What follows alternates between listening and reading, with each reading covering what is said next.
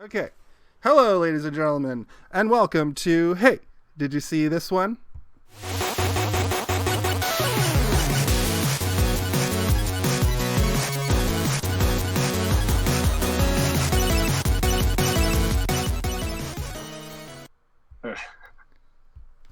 Okay, I think it did it that time.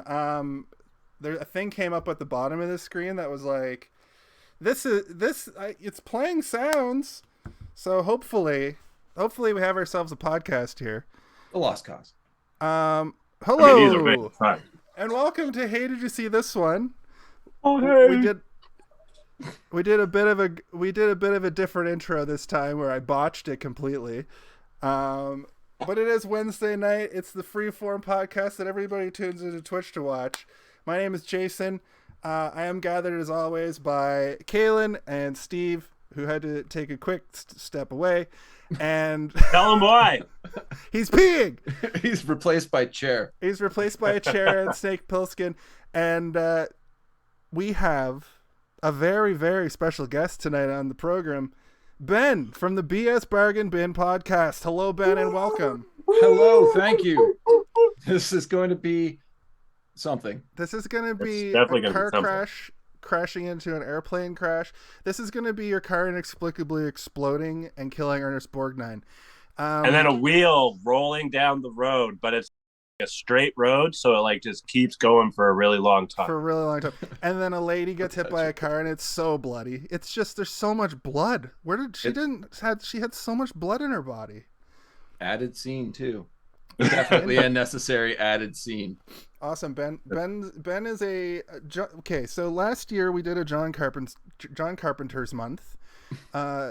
We did, yeah. John Carpenter presents January, and Always presenting things. I told Ben about this, and he was like, "Well, fuck you. I'm a John Carpenter mark. Why didn't you invite me on the show?" And I was like, "Well, the thing is we do it on.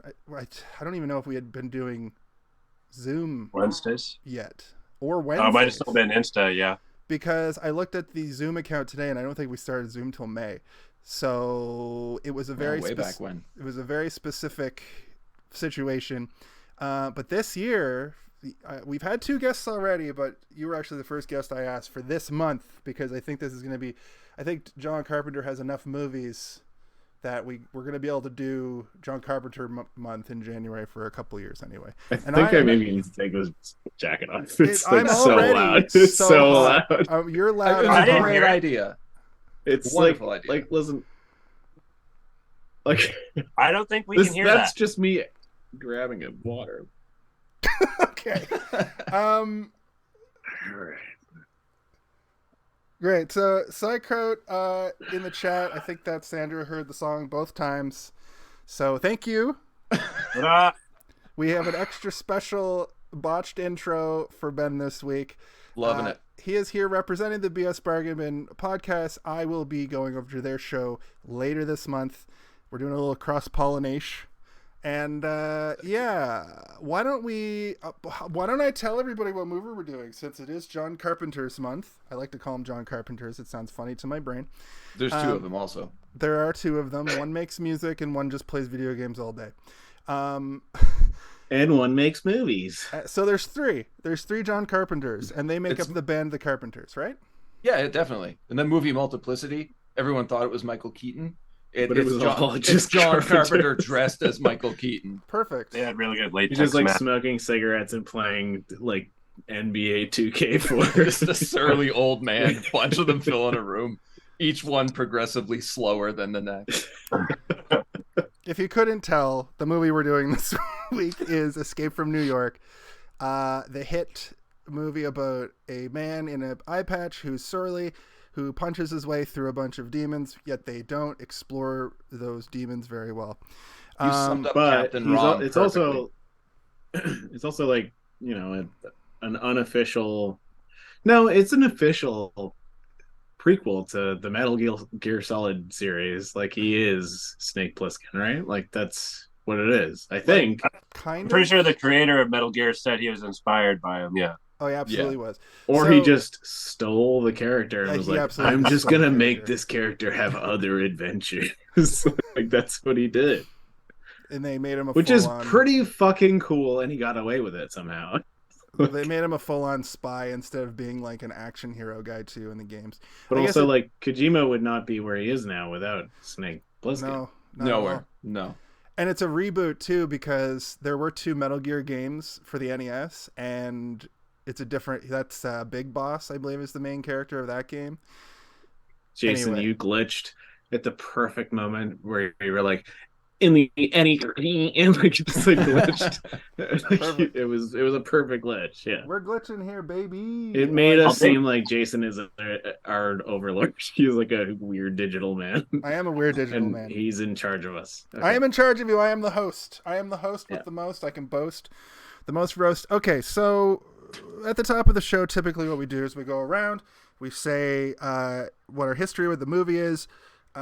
Since we have a guest this week, I'm going to let Steve go first. Perfect. Oh, me. This movie I saw when I was a teenager, and I gotta tell you, when I saw it as a teenager, I thought it was boring and stupid. And then I played Metal Gear Solid, and I thought, maybe that movie's good. And then I went back in my 20s to watch it again, and I was like, no, it's still boring and stupid. And then I watched it today, and I was like, yeah, it's still boring and stupid. But, you know, it's not terrible. It's just kind of boring and stupid. But, like, I like it. But it is boring and stupid. But, like, let's move on. Okay. Jesus Christ. Tell us how you really feel. Ben, I did a little bait in the switch. So next up, we'll do Kalen. Hello. Oh my God, Jason! I feel like you're gonna come in my shoes somehow. Yeah, I'm gonna come in your shoes. I'm gonna come in all your shoes. Where were you holding it before it was in the shoe? My other shoe. Oh, okay. Yeah, that's a good spot for it. I might have seen this movie. I might have fell asleep to this movie on Netflix if it was ever on Netflix. But the first time I can remember watching it was like a month or two Somehow ago. That's more rude than what I said. No, what? I may have fallen asleep to this movie. No, like, it didn't make me fall asleep. It was something that I put on going to sleep. Although I guess that's kind of rude of me not to give it my full attention. It's the same as saying, what can I put on that I don't give a shit about? Yeah. Is this movie going to touch my balls when I go to sleep? What is this music? To be fair, the music is one of the better parts of this movie. It is. Yes. Yeah. Kalen it's is maybe the best part. JC saves the day again with the score. Is that your history? Well, so I know I first saw it. It was a month or two ago when I bought this and the next one on DVD, and I would call that my first time watching it about a month or so ago, and it has the old school feel that I like.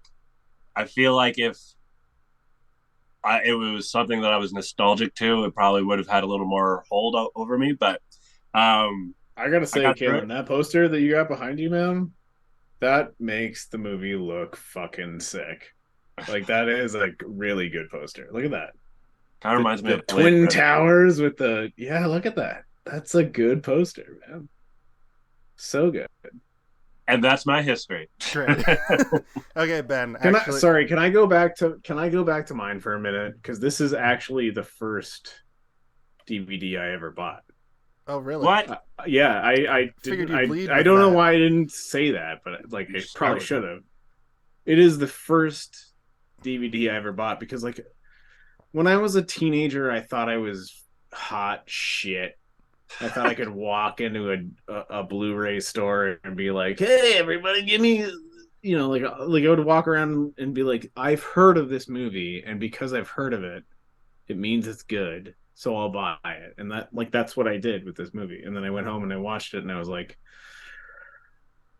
"Fuck, I should have bought Shrek." That hurts. That hurts a lot. Oh my God, that's okay. I'm excited to talk to you about This this seems movie. like we brought Ben on the show as a prank at this point. Yeah. But I will say, he picked the Sure. movie. You picked the movie, Ben. I gave you every opportunity to pick whatever you wanted, and now we're doing 2 weeks of Also, Snake feel Plissken. free to come back next week when we do Escape from Los Angeles. I would definitely do that. Really? Do it. Where they realize, like, oh, shooting at night is not a good idea. I don't know. I thought it worked for this one, but shooting at night with like digital tsunamis going through Los Angeles, probably not the Yeah. best idea. Jar Jar Yeah. Binks style sharks. We're gonna have some realizations over the next couple weeks about All right, Jason, who's next? John Carpenter's ability to make an action movie. John Carpenter's here? Sean Carpenter. Sean Our boy JC.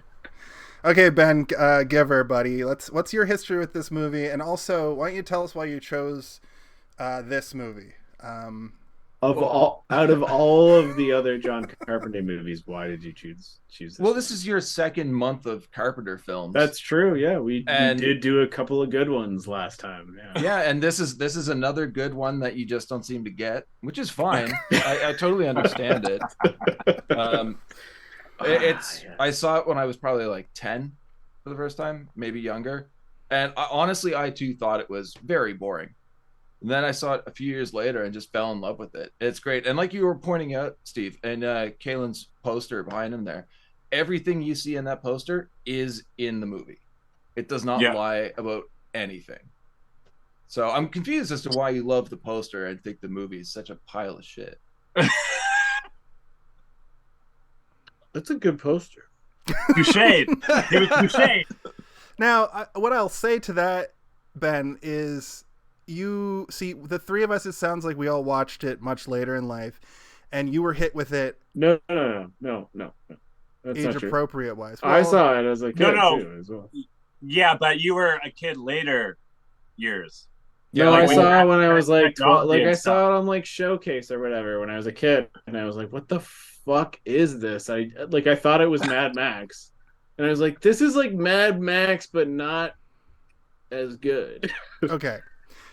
What I will say, that's fair, Steve. I think we're gonna have a spirited discussion about this movie. Yeah. No. I also love a lot of stuff about this. Yeah. I think this movie has like so many good attributes that I love. Like I actually think it's brilliant in a million ways, but I also think it's like super boring. It's like watching an old like sword and sorcerer style film, you know, like watching an old movie from 1980. It's like watching an old movie. Yeah. Look, exactly. I've gone on Ben.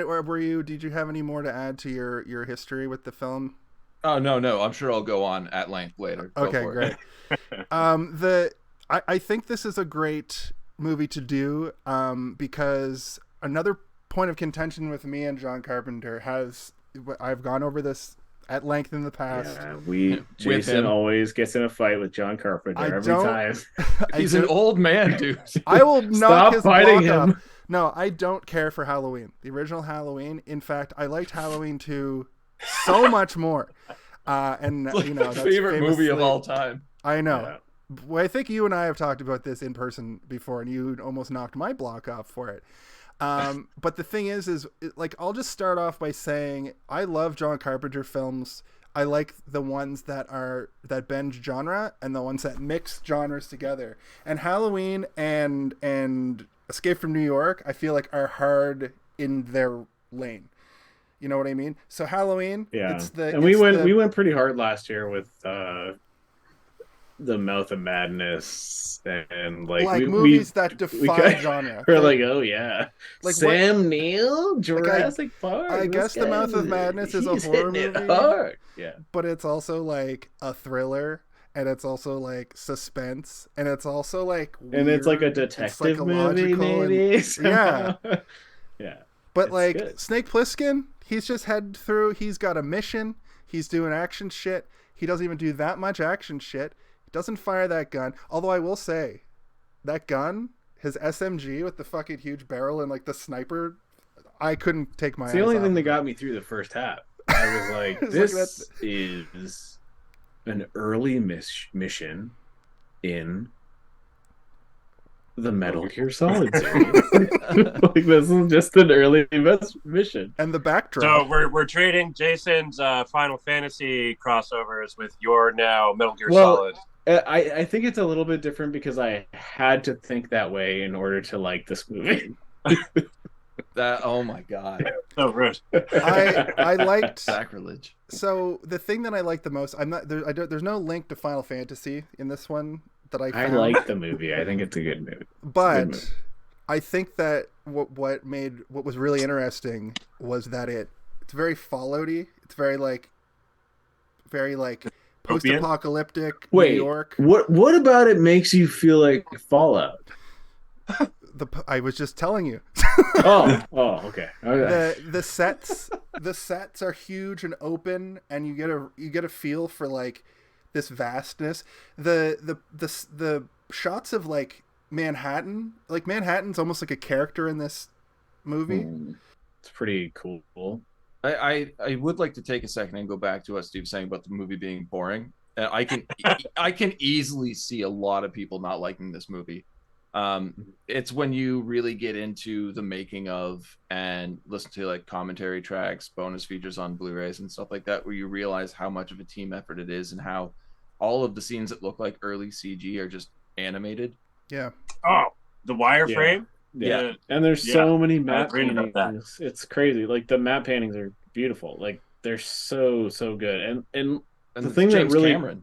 Yeah, and the thing that kind of like sucks about the matte paintings is that they're all like nighttime matte paintings, so you don't really kind of get that punch in the mouth of like a nice like orange sky or something. You know, it's just like it's nighttime. I don't know if you could set this movie during the day though. No, they couldn't. It would work. The only parts like later in the movie they start to set it during the day, and like that's when I started to kind of get into it, I think, because the dark lighting in the beginning is kind of confusing. You don't really know where you are, but like maybe that's the point, I guess. Like you're kind of wandering through like a dark city, right? It is muddled. Yeah, you're right. But it's better than. Did anybody watch the original opening, the deleted scene? I don't know. It was where he actually is doing a mission or something. I read about it. Yeah, it's him and another guy pulling a bank heist. Oh, right. And he gets arrested after his friend is killed by like look like stormtroopers, like the evil police. And that's why they have him in custody at the beginning of the movie.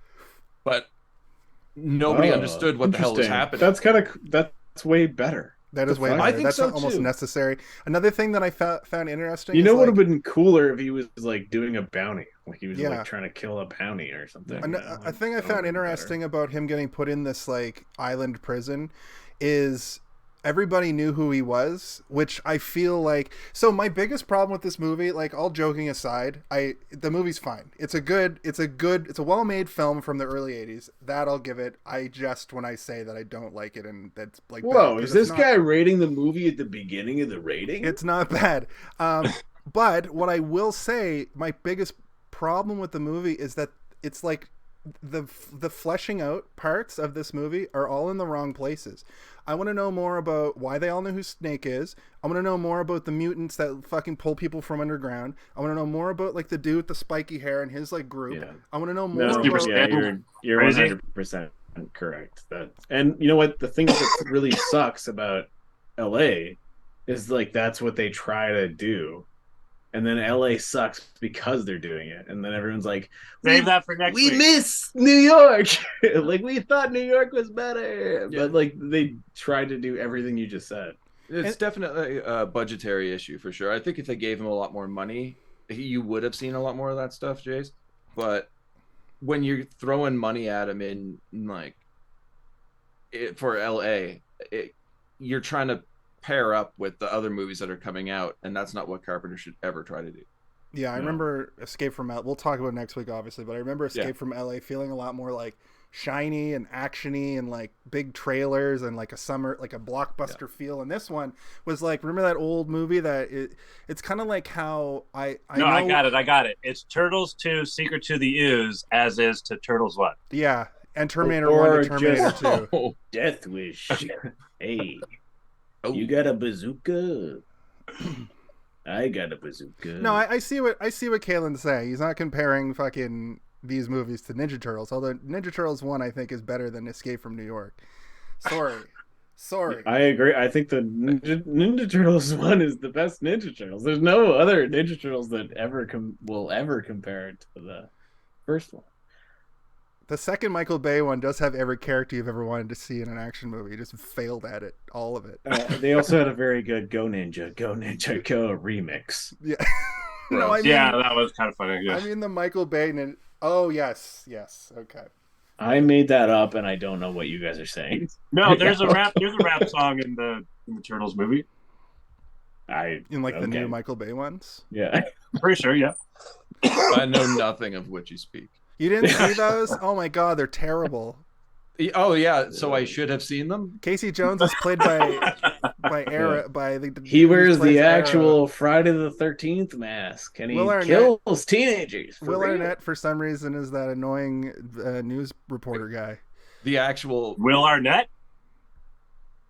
Okay. Megan Fox is April O'Neil, which is both awesome and terrible at the same time. Anyway, Rails people. Ben, if I say Rails, it means I'm trying to get these guys corralled. I figured that one out pretty easily. Yeah. So telling me that Rails means get back on tracks? Lines? So the conceit of this movie kind of made me laugh at the beginning. That we get a little like, here's what's going on in the world. For some reason in the 80s, in 1988, crime doubles, quadruples 400%. Is that right? Yeah. So now it's 1997. And apparently something happened where in 97 it becomes a grimdark 80s. It just stays the same. In 1997, we had computers and the internet, and the United States had a Democrat as president, and there was positive change. Are you talking about this is science fiction? Fair enough. Right. Do you have any insight on why this what?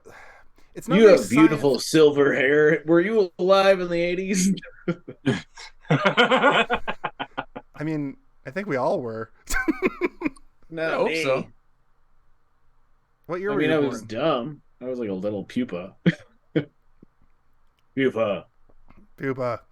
I was cognizant in the 80s. I remember 1980. You were cognizant in the 80s? I was 5 years old in 1990, my guy. Holy I think Ben's shit. a year older than I am. I was barely grabbing onto the 90s before I knew my own goddamn name. That tracks. But what happens to it's not a sci-fi future though. It's not very science fiction-y. It's just like if the presidents just got continuously more dictatory. How does an island I think the idea is that imagine World War II fucked up and then they had a World War III and that's where we're at. It's like the aftermath of World War III is what this movie is meant to take place in, which is a very fun, cool area to play around in, right? You don't have to do a lot of storytelling. It's just you know what? Imagine World War II sucked, and then we had a World War III, and it sucked even harder, and now we're all here. That's kind of what this movie and the movie that comes after, and all of his, even his other, the Prince of Darkness, kind of seems like it takes place in the same world, you know? Yeah, I mean, 97 was constantly used in sci-fi films as the distant future. Look at The Running Man. But I think with this kind of movie, 97 used though? What was that about? Probably predictive programming. It's a conspiracy theory. Oh God. It begins.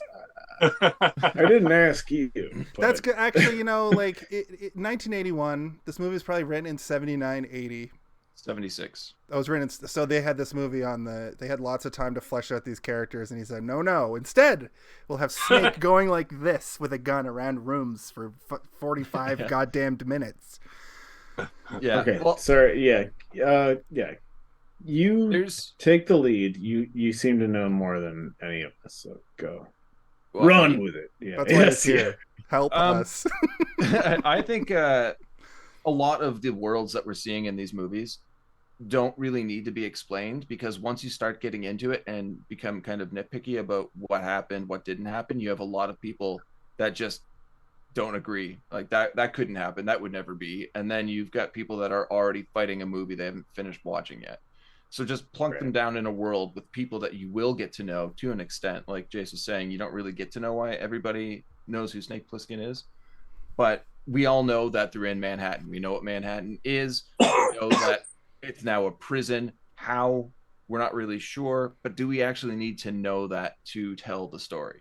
No.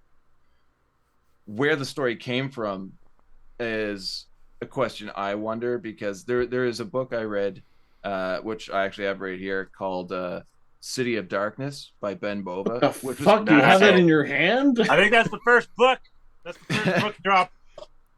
It was also written in 76, and let me just read the back. It says, "Tomorrow's New York.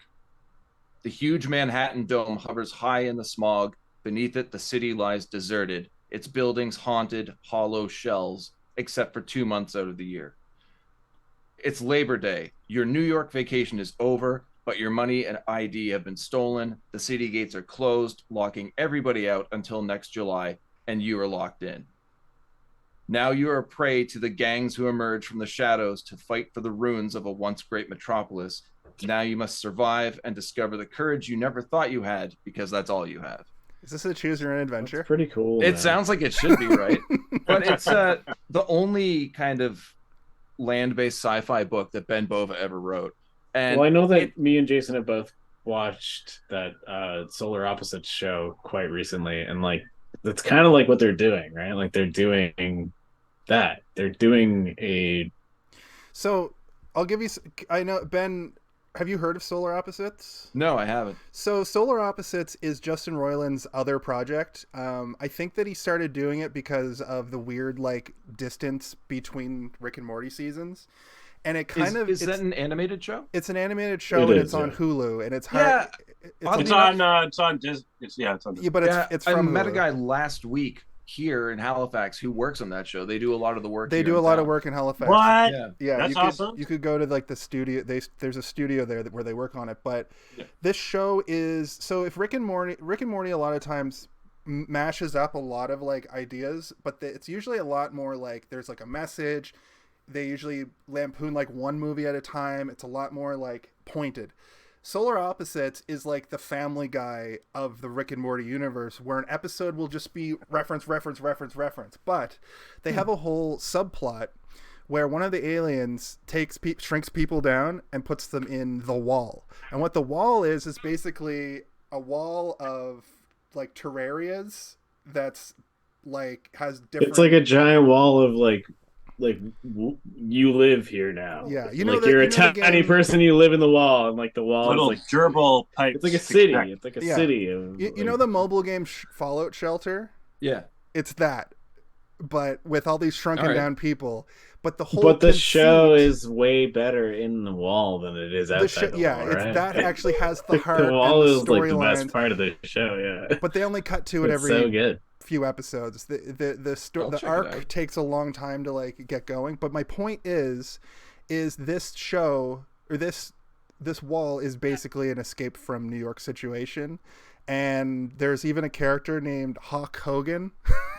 So it's a great combination between Hawk from this movie and Hulk Hogan from the 80s, who wants you to eat your vitamins and drink your prayers or whatever he said, and then he rip your shirts. Then said some racist shit and banged Bubba the Love Sponge's wife on camera, and then said the N-word.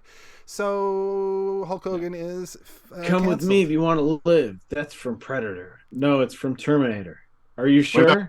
Yeah, I'm pretty sure. No, you're wrong. I saw that movie a million times. That's a line from Like that's the kind of dialogue. That's the humor. Yeah. So it's the show is very dumb compared to like Rick No, and Morty, it's not dumb. but it's also very smart and fun. incredibly. It's very funny. It's much It's very funnier good. than Rick and Morty. Anyway, The Wall is basically escape from What about Rails? New York and LA. Kalen, we're not doing. I'm still referencing this movie. I'm still talking about this movie. But that was the end of that spiel anyway. So Rails, buddies. What do you have to say about that, Ben? Well, we should probably start I've the been movie, schooled. which is like ding ding, the most amazing music ever. Ding, ding, ding, It's the first note I ding, made. ding. The first note I wrote down was soundtrack immediately good. So It's fantastic. I think that's the same thing we wrote for They Live and what else did we do? Prince of Darkness also had a good Madness. one. Yeah, like they all Starman. he Starman's knows great. what he's doing. And you know what? I sent it to you guys earlier before we started this. He's still doing it. Like he's doing the same music. He's just like ding, ding, and he's like, you know what? I don't give a fuck. Like I'm an old bitch and I'll make this music again. And you're like, He's is putting out fucking albums dope. still. I've got Yeah. the last 3 he put out. Yeah. When I was still living in Toronto, saw him in concert, and it was him playing his movie themes and a few tracks from his then new album. Cool. He's great at what he imagine does. being in his fucking band. That would be so cool. That would be so cool. Do you know his band though? It's I just do. It's like his son and his friends. Yeah, it's just like pals, you know, like it's just his guys. It's so I mean, good. it's adjacent to Danny Elfman, I would say. Oingo Yeah. Boingo. Why would you say that? Oingo? Well, I'm going to tell you why I said it. Oingo Boingo. It's mostly because at Coachella last year we got Oingo Boingo playing their hits, and then he would cut to, now the symphony's out, I'm going to play the fucking Simpsons theme. Now the symphony's You out. at that Coachella? Yeah, he played 2 weekends in a row at Coachella last summer. Did anyone know who he was? Yeah, because he played the Batman theme. Kalen, They were like, a lot oh, of he's people the... know who Danny Elfman is. They- you fuck. But isn't Coachella a bunch of young kids? Yeah, Isn't but Coachella just Not like anymore. a bunch of people who Coachella don't know who has Danny grown up. Elfman is? People have grown up with Coachella who were around for these things.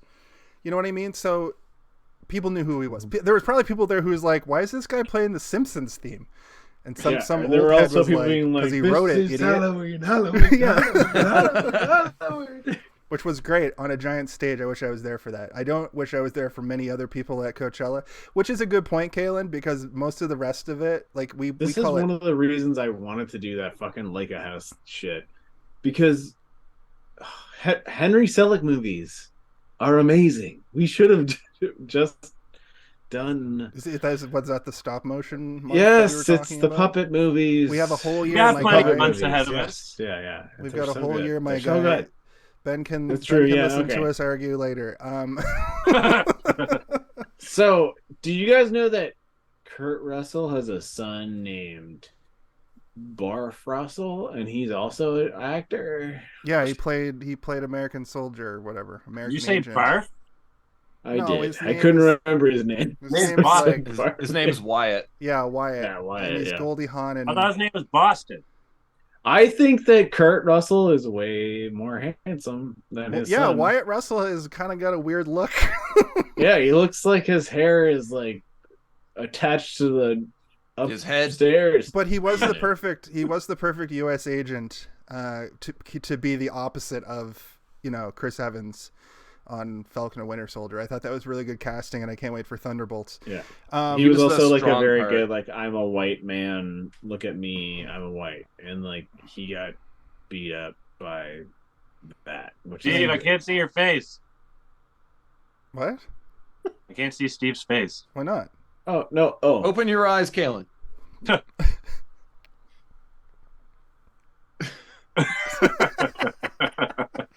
This is my favorite part of the show, where Steve tries to kiss. Where Steve imaginary kisses Kurt. Kurt Russell's dad. Ben, sorry, you were about to say something there. Did you want to?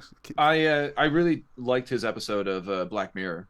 Thought he was pretty good in that. Oh yeah. The Oh, VR that one. guy. Yeah. Is it playtest? Guys, we don't need to focus on nepotism. Come That on, guy's let's get out of hilarious. here. Which episode was it? I'm just before we move on here. Which The one with the VR or whatever. Yeah, The VR playtest. horror game. That episode is the Yeah. most fucked up episode because it's just a waking nightmare. All right, Ben was like, I Ben. can't be a part of this. This is bad for our image. No, I do love Buck I think Flowers. Ben might know. Ben, Yeah. do you know Buck Flower? Yes. Yeah. So he's in the movie. Yeah. Yeah. And He's these got fucking guys had to look it up. The fucking No, perverts. I just he's got the Perverts. president's bracelet on. How do you get his bracelet? Isn't it? I thought it was like a locked thing or something.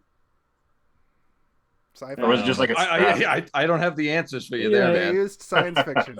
Just You like in watch Solar Opposites. Starman, you watch They Live, and then you watch this, and you're like, Buck Flowers and all of it, and you're like, oh man, he's one of those guys. He's one of John Carpenter's guys. He just brings them in. Yeah, like honestly, John Carpenter definitely had a stable of people who would use. Yeah. Like Yeah. Flowers for sure. Kurt Russell, obviously, from like like everything Carpenter does pretty much. Oh, The opening narrator is Jamie Lee Curtis for this movie. I was gonna say, yeah. Shout out to Jamie Lee Curtis for giving her voice. Tom Atkins. I mean, both. Is Tom Atkins Hawk? No, that's Lee Van Cleef Because from he The looked Good, the Bad, and the Ugly. okay. He looked Yeah. super familiar. Yeah. Both. he's the guy who Carpenter's and looks like he's Russell's from a first Western wives are movie, in the but he's movie. like, why am I in this movie? That's why why. am I here? That's why Kurt Russell talks the way he does, because he wanted to play off of Lee Van Cleef, so he tried to do it as Clint Eastwood. Oh, God. Yeah. Kurt, I like the take snake, a breather, would you? I like the Snake Plissken thing too. This is like Definitely early. Gogurt. This is early in Kurt Russell's career too. Like he's going for something. I'm a person who watches movies, and I like acting choices. There was more to that, Kalen. God damn it. That's my main issue with this movie is that I was gonna say, nobody is watch this making movie any in fucking 10-minute choices. intervals. No, I watched this movie today. Okay, I watched it. See, Ben, these guys give me a hard time because I'm a television guy. I watch TV. My brain only. That's why we give him a hard time. He's a television guy. I'm a This television guy doesn't know guy. how to watch movies. I watch a doesn't lot of understand. movies in small chunks. For instance, I've been watching The Beach today in small chunks. With Leo? Yeah, 10-minute chunks of the beach. I want to know what's on that island. I want to know what that. I've watched it 3 different times today. They're only about to get eaten by sharks or whatever the fuck's about to happen. It's probably the best way to watch that movie. It's okay. Anyway, my point is a lot of old movies especially, I need to like I'm either gonna watch it and hate it the whole time, or I'm gonna consume it the way that makes sense in my head, and I'm gonna get more out of it. And that's just the way it is. And what did you do today, Jason? I watched this movie all the way through. Oh. Just, How do you feel about that? you know, I was jumping out of my skin a little bit at times, if I'm being honest. Did you look at your phone? I paused it. He did look at his phone. Took breaks from his phone to look at the TV. Look, my point is I'm doing my best and I'm trying. Before We appreciate 2020, you. I watched like only MCU and comedies, and now I've seen. Yeah, you 400. only ever watched a movie with a wrestler in it. I bet. No, that's not true. That covers this movie. That's true because Ox Baker is in this movie and he's awesome, and that's the best part of the movie when they have an epic battle with Fallout weapons. Yeah, I guess they are Fallout weapons. All the weapons in this are Fallout weapons. Fallout New Vegas and Fallout 4, I think, are heavily inspired, have heavy inspiration from this. Yeah. It's got computer graphics that aren't even really computer graphics. It's like it's a model with like painted lines. The flow of the movie, it does flow, and you can't just stop in certain areas of the movie and have a scene. I find when they do stop, like when they meet Brain and stuff like that, that's when you can see the movie really start to drag. So just from the start of this movie, they should hit the ground running, or the roof of the World Trade Center rolling, sliding. Anyway, as soon as it gets to ground level, just get the story going, because it is pretty bare bones for an hour and a half long movie. Not a lot happens. So to keep interest, just don't stop. Don't let people rest. Just get through the entire plot roll the credits, and we'll move on to Escape from LA. That's why I keep going back to like it's big. We gotta see Bruce Campbell in this bitch. The sets are big and open, and they look really detailed. But if you just have one person slowly moving around in it, I feel like John Carpenter was off to the side with his director thing, being like, okay, just move around, walk around, just walk around a little bit. We got to fill 10 minutes. We'll cut it down to 8. That's what it felt like. What did he make after this? The Thing.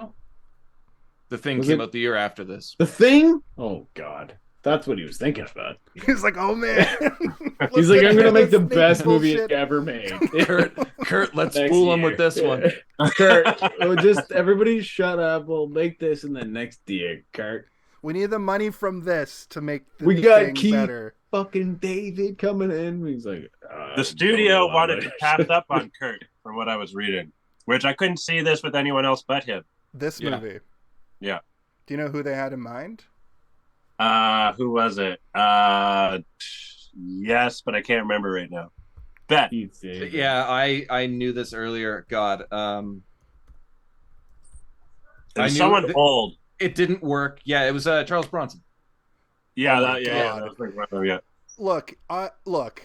For what it's worth, this movie would be completely. If this was just another Death Wish movie, but like sci-fi Death Wish, It's pretty much Death Wish 3. It is already Death Wish. It's basically Death Wish. Have you seen Death Wish? I don't think I've actually watched the whole Death Wish, but I get the conceit. Bruce Willis classic. Or whatever.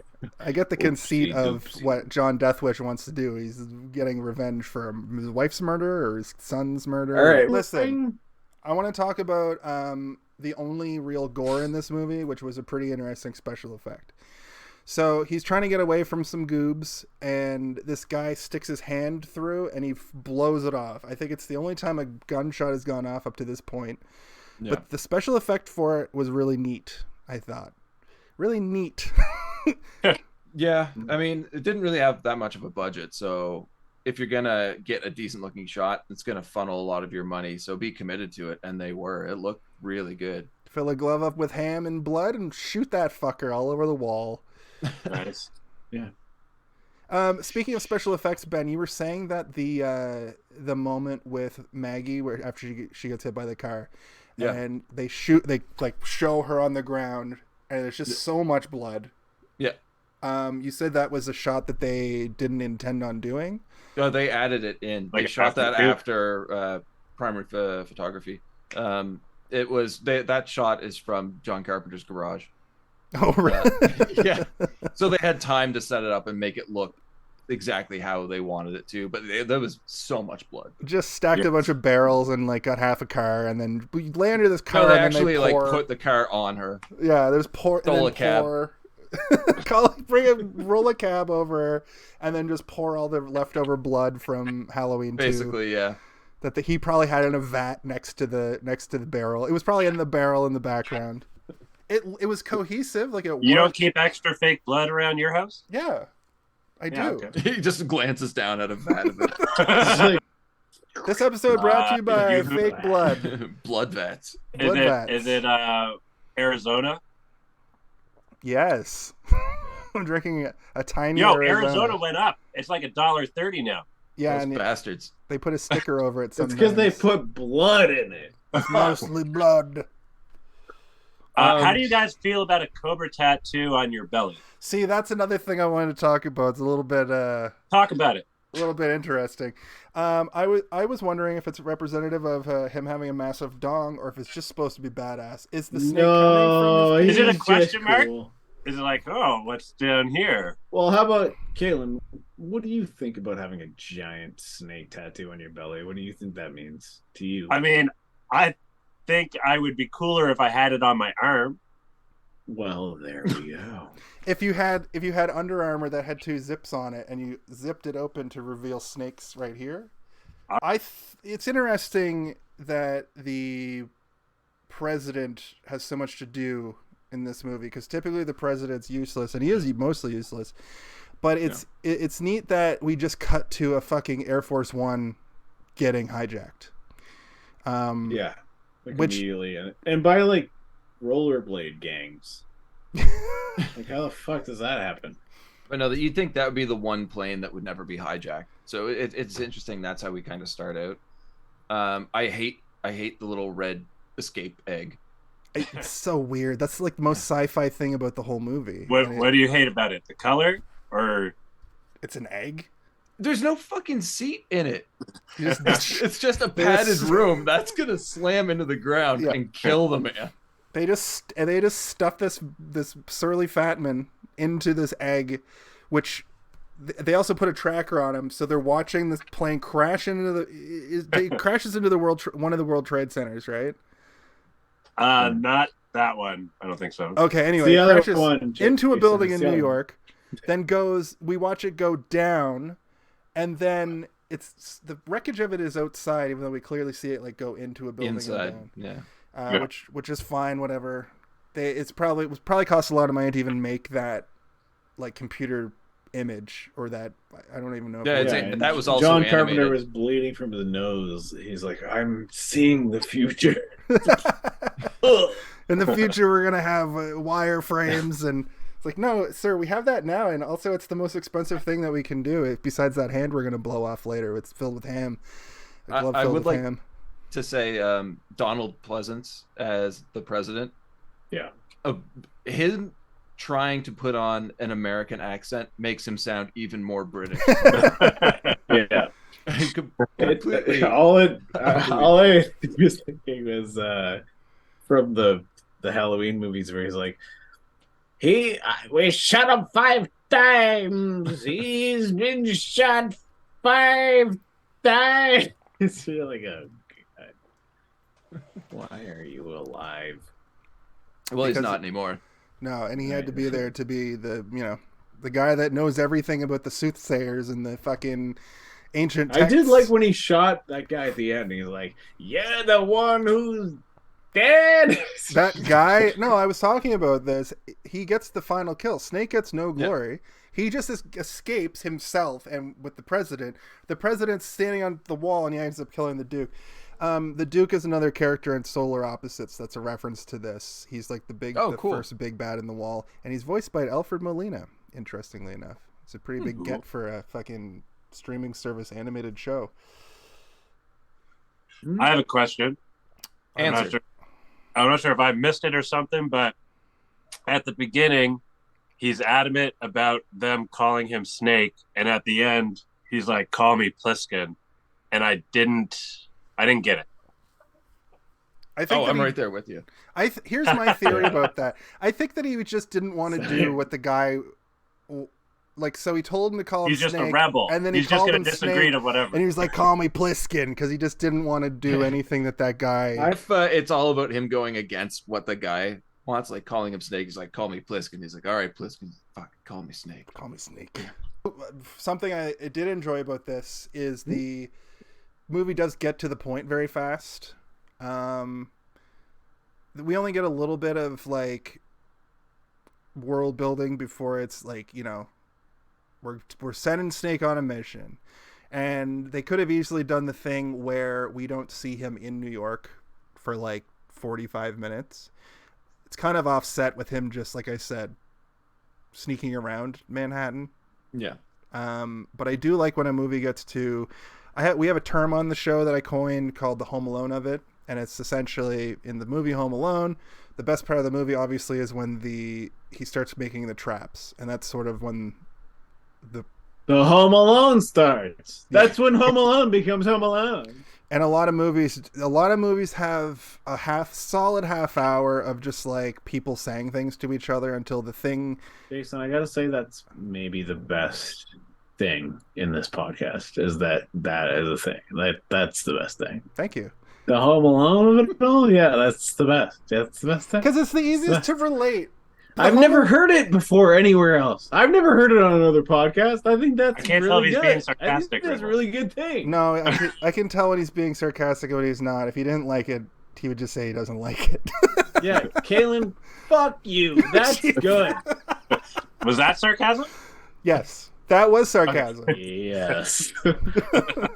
No. But this movie, it's the movie is called Escape from New York. They say this is New York. There's a wall around it, and then Snake is escaping from New York. No movie title shout out though. Weirdly, you would think that somebody would be like, Snake, you gotta escape from New York, and then look right at the camera. We tried 4 times, but this New York, it's impenetrable.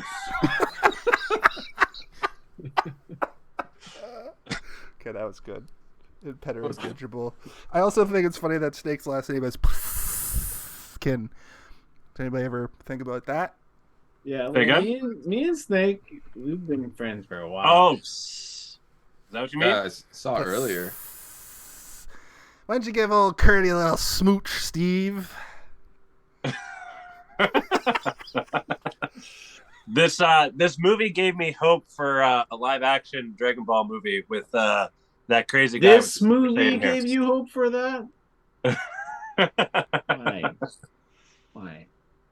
That Super Saiyan hair was dope. Oh yeah. Oh yeah, Romero is the character's name. I feel I feel like that Romero. Yeah. Excuse me. That Romero character has been referenced before, but I can't remember where I've seen that guy, like that character before. I feel like I've seen that his little like sniveling face with the spiky hair. I don't know if it's in a video. Was he in game. the first Fright Night movie? He wasn't the kid that turned into a werewolf in the first Fright Night, was he? Evil Ed? No. Okay. He also reminds me of the guy in the walls in People Under the Stairs. It's interesting that there were people in the walls in a movie titled "The People Under the Stairs." Well, you can't have stairs without name walls. them. That's No, true. there were people under the can. stairs too. There were lots of people under the stairs, but there were also people in the walls, yeah. Too many people in that house, if you ask me. The problem with this movie, as in so much... Wait, there's a problem with this movie? As far as talking about it, I feel like I'm hitting a wall with the things that happen. The plot just... Like, there's a giant chunk of this movie before they get to Town Hall where it's literally just him going and looking at just looking around. There's a really neat scene, I will say, where he goes into a diner. He like ducks out of the way because the mutants are coming or whatever. He ducks into a diner, and then they introduce this woman character who you think he's totally gonna 80s style bang, and they got a real big sex tension, and then she gets just taken. She just gets taken away. We never see her again. What the fuck? They were married at that time. Okay, so it's like get this wife in the movie. She's gonna be a star. I mean, I thought she was great in that scene though. That's true. They did actually have pretty good chemistry. Yeah. I thought she was gonna come back later. Snake had 2 opportunities to fuck. It was her, and also there was a little bit of tension between him and Maggie. Definitely. But Brain was like his buddy from the old days, and they kind of just quell that by showing that Maggie really loves Brain, like really likes Brain a lot. Maggie was super distracting for me. Why, Kaylin? Because she was a nice dress. She was a 70s nudie mag artist, we'll say. Is that that's Carpenter's missus, wasn't it? Yeah. They were married at that time too. Nice work, John Carpenter. And the funny thing is, if you listen to the commentary track on the recent Blu-ray, Kurt Russell brings up, like, you can see the sexual tension and chemistry between Snake and Maggie, and Carpenter's like, yeah. Yeah.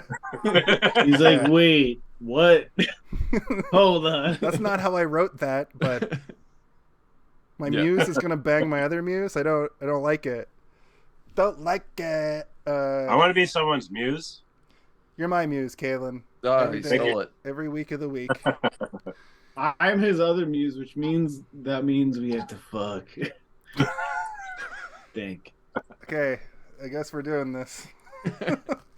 For the audio I have listeners, really good. I wish you had shoulder zippers right now.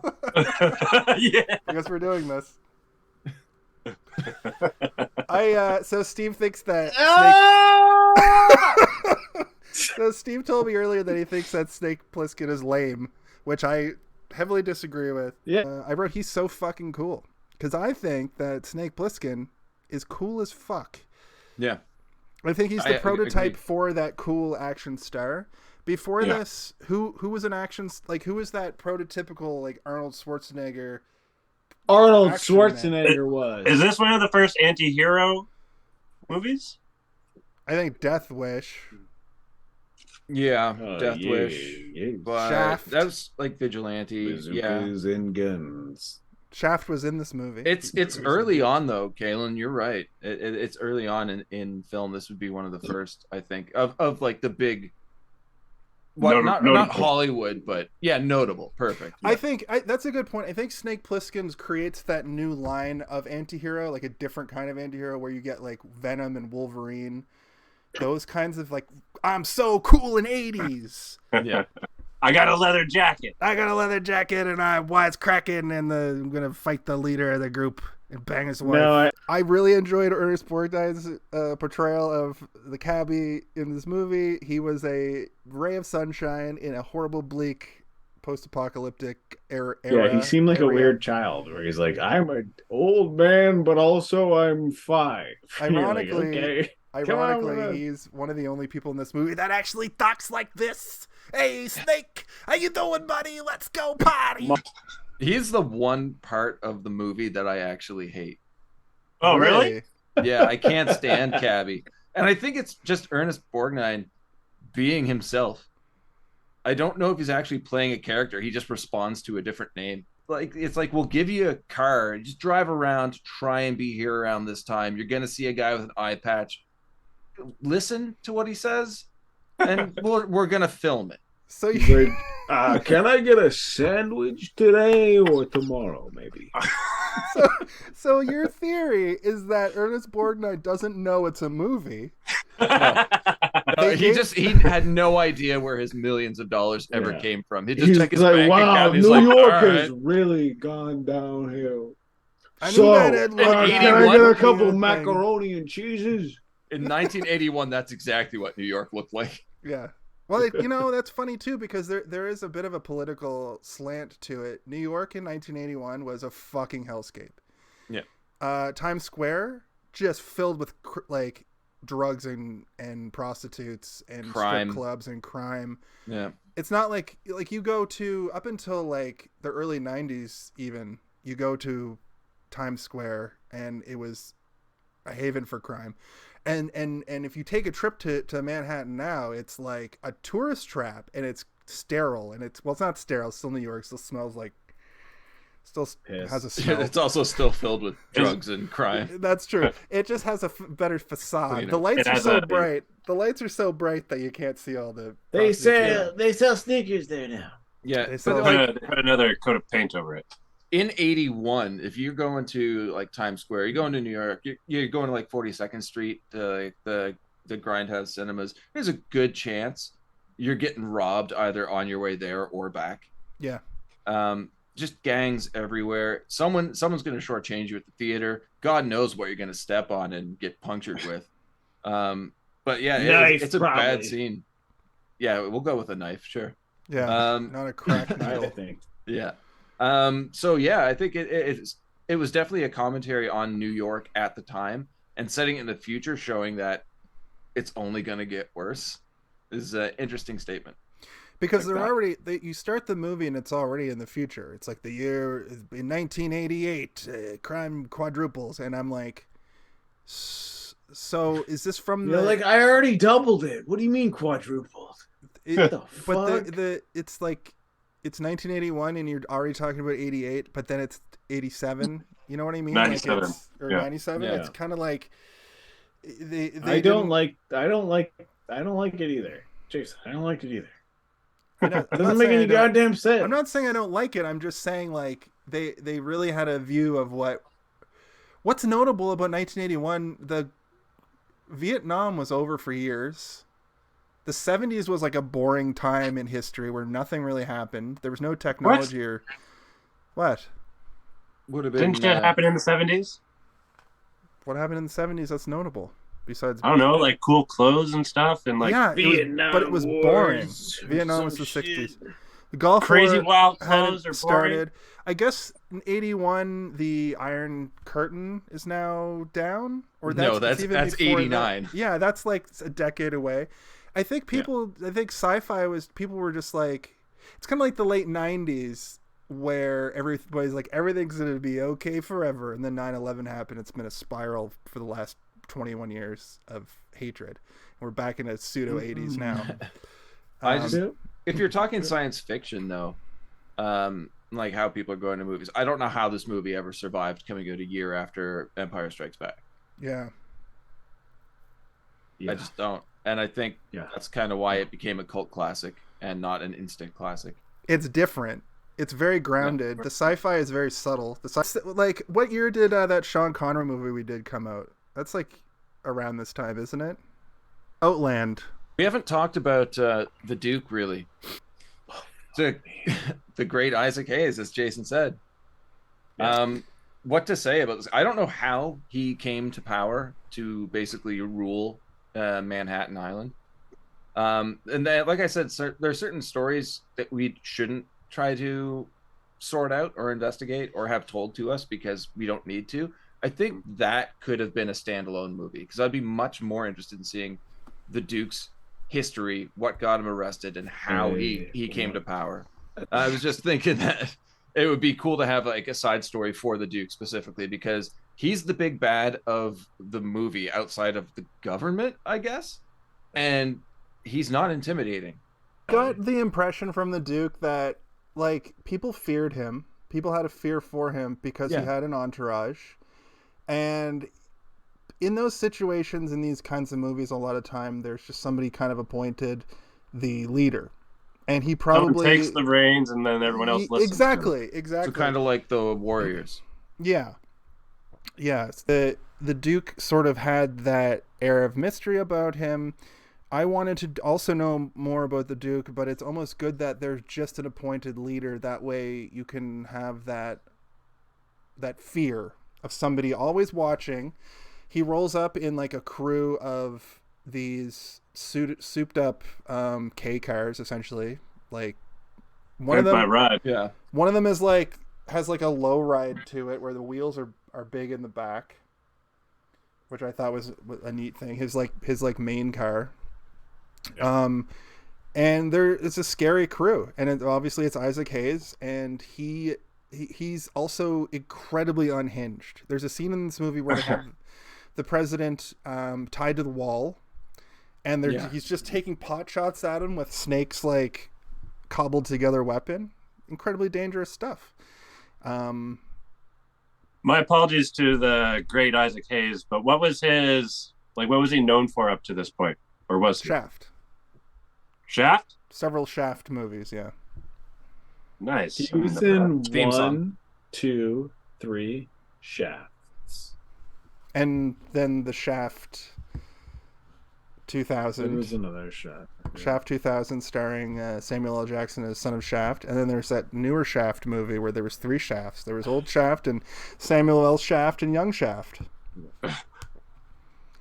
I got shafted by its too many Shaft movies. It's also sad that he's going to be best well known as Chef. Yeah, and also well, we all know what happened. Being crazy. Being a crazy Scientologist who couldn't take a joke and left South Park, so they killed him. Is Scientology still a thing? I feel like I don't hear about them anymore. Where's Tom Cruise at? Kalen, I would like to reduce your amount of talking about Scientology because I am scared you might accidentally become part of them. Part of them, or evoke them? What are you more afraid of? Yeah, like it'll come up, or he will be one. The cab got split in half. That was pretty cool. I don't know. That was way too clean for an explosion. It was pretty clean cut, yeah. Yeah. You know what's interesting about that explosion? Came right after High Speed Chase. Officially making this a movie and not a film. Ben, I have a thing that interesting. I have a theory. I have a film theory about the difference between a film and a movie. I would recommend you don't listen to this. It's yet another thing that Steve hates that I say. It's a terrible thing that he says, and it's bad. See, I told you. See, if he doesn't like something, he won't be sarcastic about it. He'll just straight up say that he hates it. Yeah. But I posit that a film migrates into a movie if there's a chase and an explosion. They don't have to. It doesn't have to be chase then explosion. But if there's a high-speed chase and an explosion in a what's film, going on with his Glitching face? again. he's Max Headroom. Look, I've made him malfunction with my theories. That was awesome. So that was perfect. That's our new editing program, folks. Our viewers out there. I'm live editing this show. There's not a whole lot more to talk about. So if you guys want to just go into final thoughts, we can do that. Well, before we do, I'd like Ben to take the reins and unload any thoughts and whatnot before we get into final thoughts. You would love to know my thoughts before we get into final thoughts? No. Pre-final thoughts. Like if you have any other anecdotes or insights or feelings you had for this movie. Yeah, honestly, I think this gave birth to an iconic character of Snake Plissken. Whether or not it's the actual Snake Plissken character, and I glitched out again. That's fine. You glitched out again. I want to glitch out. Sorry, I don't know what's happening with this camera. But we've seen different representations of him, like we've said before, in Metal Gear, in other games as well. But also, he's such a cultural icon. We see him in TV shows, references in movies, even a story. Like when I was living in Toronto, I met a guy who worked for the province, specifically dealt with things like when people built fences that were against regulations and zoning. And he got a call about a fence in Northern Ontario that people had put up and their neighbors complained about it. So he goes to the house. It's a cottage for Goldie Hawn and Kurt Russell. Cool. And Goldie answers and he's explaining what's happening. Kurt walks by, he's listening for a little bit, and then he's like nodding along, goes upstairs, comes back downstairs wearing the Snake Plissken costume. Nice. But like that was from, I think, Escape from LA, this costume would have been. And So he's way not, more leather. he is not fit anymore. So it's like his guts hanging out. He's got the patch on. He's trying to talk like Snake, but he's still laughing at himself. And I didn't believe the guy at all. Like, that's a great story. He's like, no, check this out. And he whips out his phone and shows me a selfie he took with them. And like, Nice. it's just, I think Kurt Russell brings a specific magic to the characters he plays. Last week on Bargain Bin, we talked Tango and Cash, and that movie wouldn't be nearly as good with anybody replacing Kurt Russell.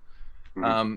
So the fact that he plays this iconic character, one we haven't really seen before, and not only does he play him once, but twice. And even though Escape from LA, I know you guys will talk about it soon, my opinion being, it's not good, guys.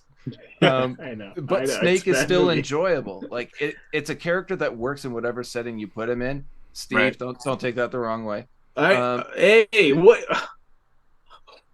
What? You know what? I'll Let it slide. Yeah. I'll quote some freeze for you later. But I don't know. I really enjoyed the movie. It was great for its time. I know it doesn't hold up unless you look at it with a nostalgic eye.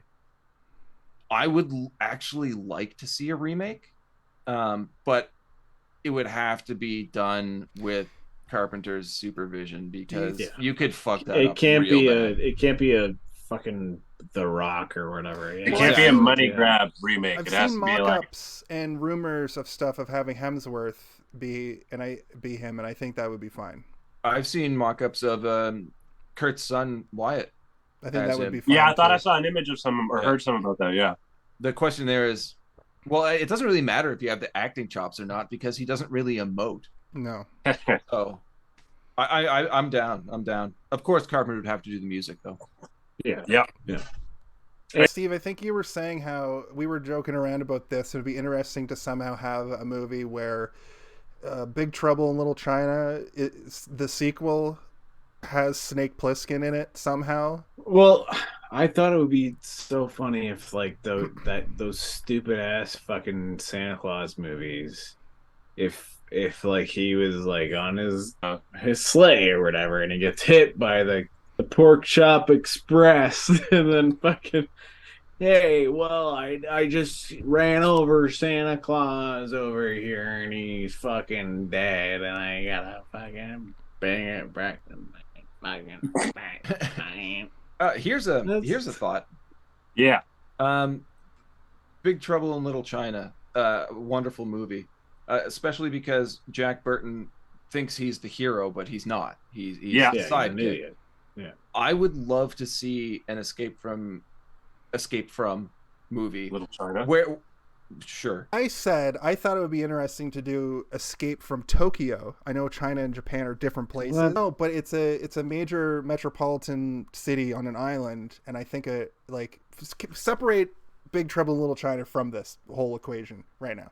I think a modern day sequel where it's Snake Plissken's son, and he's got in with like the Yakuza, but they've quarantined off like Japan essentially, or even just Tokyo. It's still an island. I don't know. Needs some work. I just like the Japanese aesthetic. You know what? I think that like Big Trouble is better than Escape from in every way. Like it's always better. Yeah. Two very different movies. They're very different. And as an adult, I went back and actually asked my dad. I was like, why didn't you show this movie to me as a kid? If I would have put that with the Ninja Turtles and the Ghostbusters, because it's so like, it's not super It's a violent. Ghostbuster movie. Yeah, it's not super violent. Yeah. It's there's not a lot of swearing. There's no sex. It's very much like not a kid's movie, but a movie you watch with like your family or your. Because your dad probably got horny when he watched it, and he's like, "Oops, I got way too horny. I can't show this to my boy." I've got two movies to ask all of you about. Lockout and Ghosts of Mars. Ooh, Ghosts of Mars is my pick for the end of the month. Yeah, that's your. Okay. Yeah, we're doing Ghosts of Mars next. I haven't seen it yet. You haven't seen it yet? Yeah. I've never seen it either. Definitely research its history. Okay. Specifically because of what we've been talking about for the last while. I think you're about to say something though about you wanted to see Snake Plissken, and then things. Yeah, no, I'd like to see him in another movie where he's the sidekick, where he's not the lead. Give somebody else a chance to become like an action icon, and let them be built up by having Snake Plissken associated with them. But so we get The Rock, and The Rock is the main character. You leave The Rock out of my Carpenter movies. But Lockout, and nobody here has seen Lockout. I'm kind of like intrigued by Kaylin's choice of Ghosts of Mars, because like that movie. I thought you said you saw it. You saw it? I've seen it, and it blows a huge dick. It sucks, but so this whole I'm excited to watch it. Like these- I haven't watched it in so many years. Like This whole month is Steve's pick of Starman, and then the rest of it blows shit out of Starman ass. was good though. You guys liked Starman. I liked Starman a lot. I liked Starman better than this movie. I'll tell you that. But it's different. It's a completely different thing. It's a romantic comedy travel. Like that's what I was saying earlier in the show about how when he mixes genres, that's the John Carpenter I want to watch. Kaylin, when you watch Ghost of Mars, think about the lines that the lead says, and think if you could hear Snake Plissken say them. Interesting. Okay, Ooh, cool. Escape from Mars. Yeah. Ooh, nice. Yeah. Don't worry. It got real bad. You're rooting him. We're like, imagine Lockout. the movie is better. Lockout is a early 2000s sci-fi outer space prison break movie, which is basically Escape from Space, where a criminal is sent into this maximum security prison in space to rescue the president's daughter. Carpenter sued the company and won. So okay, I see. So it's not a John Carpenter movie, but it's just the same conceit. It's like they heard the Escape from Mars idea and that was never made, so they did Lockout and failed miserably, even though they had Guy Pearce. And yeah, Ghost of Mars came out, and well, I'll let you guys talk about this that. This is my idea. The thing is too about Outland is that it's basically just a 70s drug exploitation thing, but just on a space station. And I know it's not a John Carpenter movie, but it's in that same realm as like what I kind of thought about it is like, and this is what we talked about, how they probably wanted to make a new Star Wars franchise. Yeah, everybody wants to make a new Star Wars. Everybody wants a new Star Wars. And Sean Connery just kind of hams it up through the whole movie, and the special effects are pretty good, but the movie is dog shit, and it's another one of those things where it's the plot is just like this cop is estranged from his family and everybody's doing these fucking drugs that make you go insane. Like, come on. That's everything. Drugs, just these magic drugs. Very common at the time to come up with a really interesting premise and be like, that's all we got, and an hour and a half commitment. So plug into the 80s when the market was just like submerged in action films. Everybody and their mom had a fucking 3-movie deal. The last thing that we sort of touched on was the match up where, you know, Snake gets trial by combated by the Duke. He has to fight a professional wrestler known as Ox Baker. I believe Ox Baker was only made a couple of appearances in WWF. But he was big in like the territory days. I recognized him. I thought it was Mad Dog Vachon. I had to look it up, but then shame on you. I know, right? That's a mega wrestling fan. I got a bone up on my 70s fucking wrestlers like Haystacks Calhoun and Killer Carl Krupp. I really liked that part. That part was the most actiony part. They had a pretty good fight. They utilized the ropes. They utilized weapons. They had like a sword fight with nail bat. Ben, why don't you hit us with your final thoughts? And then we'll go around. What we usually do is I do a number rating. Kaylin does like a watch or don't watch, and then Kaylin and Steve do a sort of abstract, like. So if you want to just throw some pizzazz on the end and give it a rating, that's that's part of it. Yeah. No, I think I'm the only person here that really likes this movie. But that's not to say it doesn't have problems. I acknowledge it's far from perfect.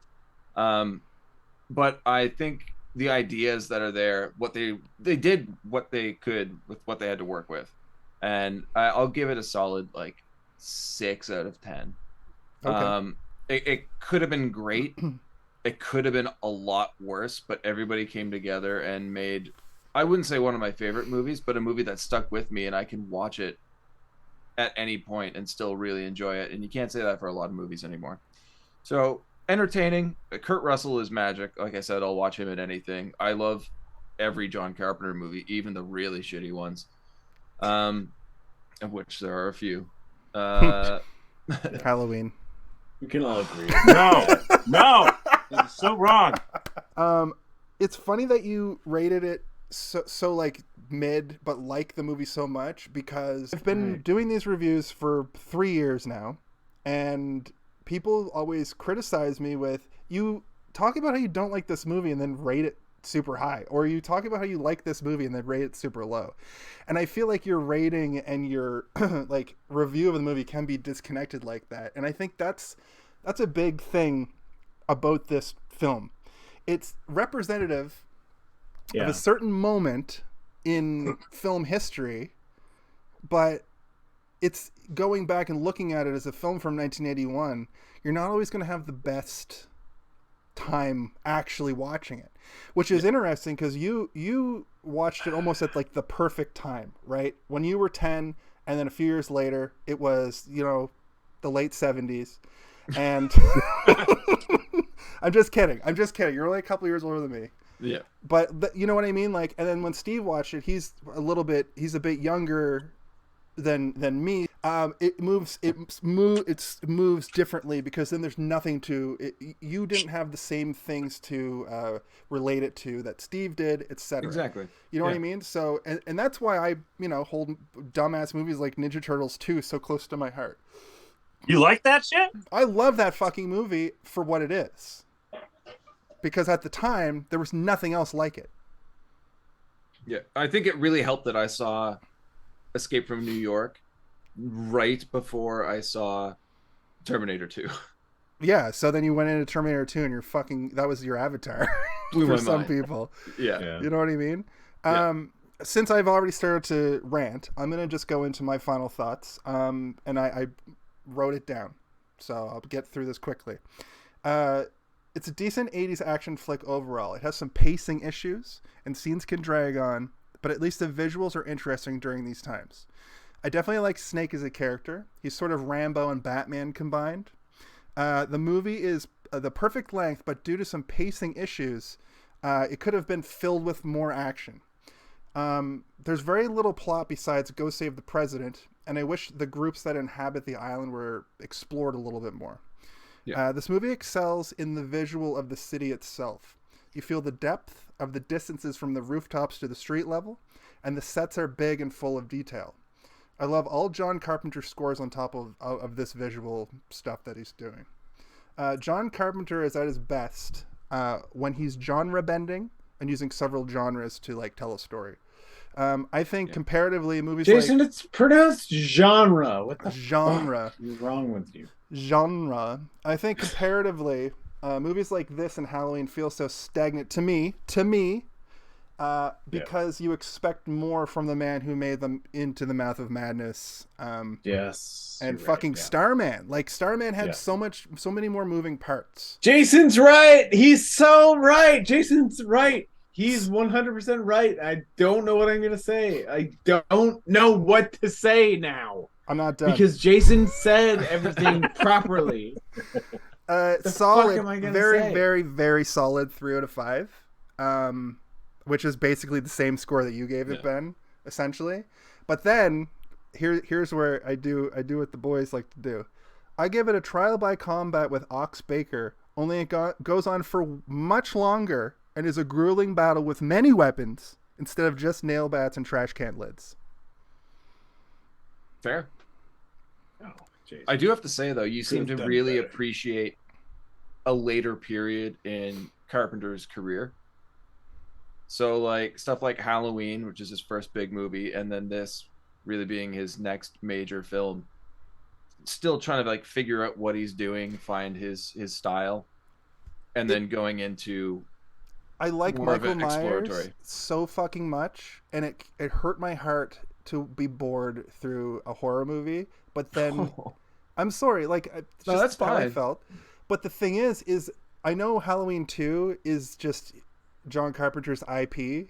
I think, did he write it? I know he didn't direct it. Produced, yeah.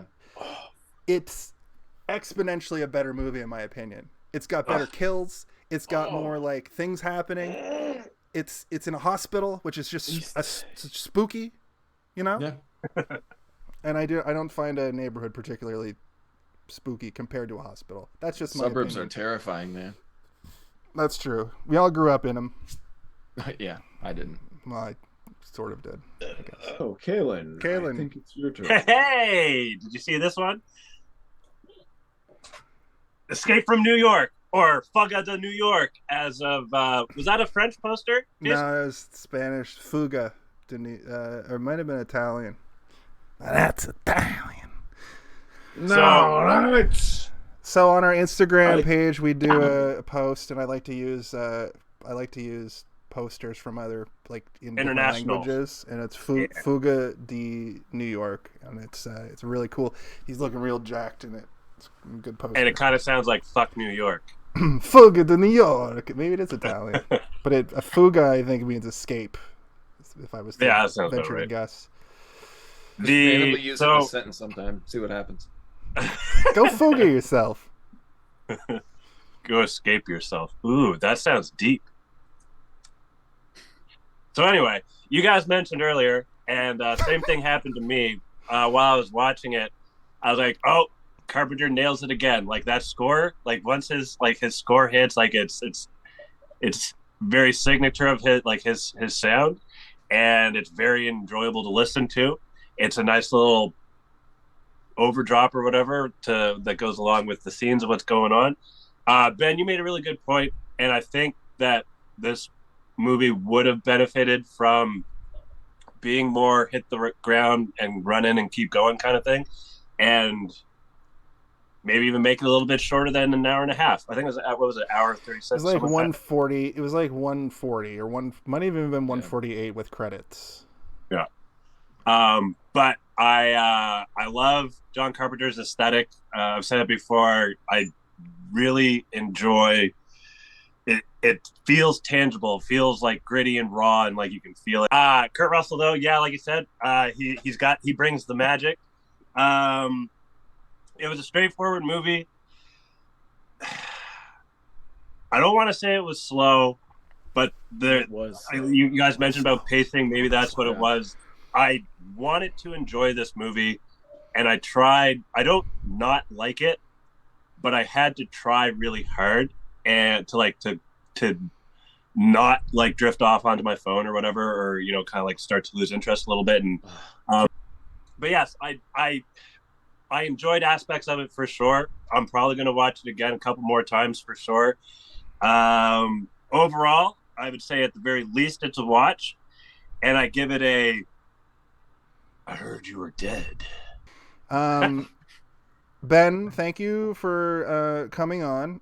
We haven't had thanks for having me on. We haven't had anybody who has other stuff to plug up until now. I got one last thing. MPAA 26272. Nice. We pulled up the MPAA rating list. Okay. Every movie that's ever been like rated. No. We're gonna watch the first movie ever rated by the MPAA at some point. Do you have anything that you want to plug? I think that you do. Yeah, basically just a podcast I do with Sandro at BS Bargain Bin. We're on basically all podcast sites, YouTube at BS Bargain Bin, Twitter. What's the BS stand for? Originally, it was going to be the Bullshit Bargain Bin. We thought that might kind of limit our reach.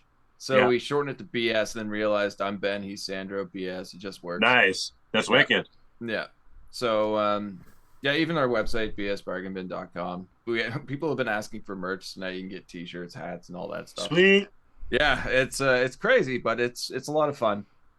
We do a weekly show, comes out Thursdays. Like I said, last week we did Tango and Cash. And we've got a guest coming up on an episode soon where we'll be talking about Stay Tuned. Oh, we talked about that. Oh, Who's the guest, Ben? They may or may not have a beard. That's everybody that you're looking at. I think it's Jason, maybe. It's Kurt Russell. Oh, God. God damn it. Yeah, no, Jason's going to come on. We'll have a fun time. Sandro in the chat, he's been watching all night here, and he says, new episode in an hour, so it looks like you guys have an episode actually going up tonight as well. My Cousin Vinny. My Cousin Vinny, excellent, which is a great flick. So Ben, I've never been. Go and watch it on all major platforms. I don't know. It's really weird. Probably. Every movie I want to watch, I have to fucking sail the high seas for. It seems like. At any rate, Not if you already own it. Not if you're Ben and Kaylin and have a fucking look at Ben's. You can see Ben's collection in the background there. Oh, you must have a huge collection from having worked at like HMV or whatever, right? My movies are stored in 3 different houses. Nah. Awesome. Well, once again, thank you for being on the show. Thank you. Next week we're gonna continue the party. We're gonna watch Escape from LA. And here's another little thing we do. I'm gonna just say you can participate if you want. If you don't want to, you don't have to. Also, you don't need to. You can. But for Kaylin and Steven, I'm Jason. What about Ben? For Kaylin and Steven and Ben, I'm Jason. I'm Steven, and I'm also Kaylin, and I'm Ben too. What about Jason? Yeah, he already did it. Sometimes. For Ben, Steven, and Jason, I'm Kellen. Ben, do you want to try? No. Okay. And I have to ask the question that everybody asks each and every week, and that is, hey, did you see this one? Hey, did you see this one? Hey, Did you see this one? Hey, did you see this? Ben, you got to give us a hey, did you see this one? Or else it never ends. Hey, did you see this one? Oh, that's a good one. Hey, did you see Steve's armpit? This is my favorite part of the episode. This is your favorite armpit part of the part? episode because we get to do the thing where Kalen makes the same joke every week. He says, "This is the part like on a talk show where the people are talking and you can't hear them, but you can hear us." See, that's the problem with the conceit of this bit. It's a great bit, though. It's like turning the tables. Beats. It's like flipping the thing over. Flipping. Yeah, what you over? have to flip it over sometimes.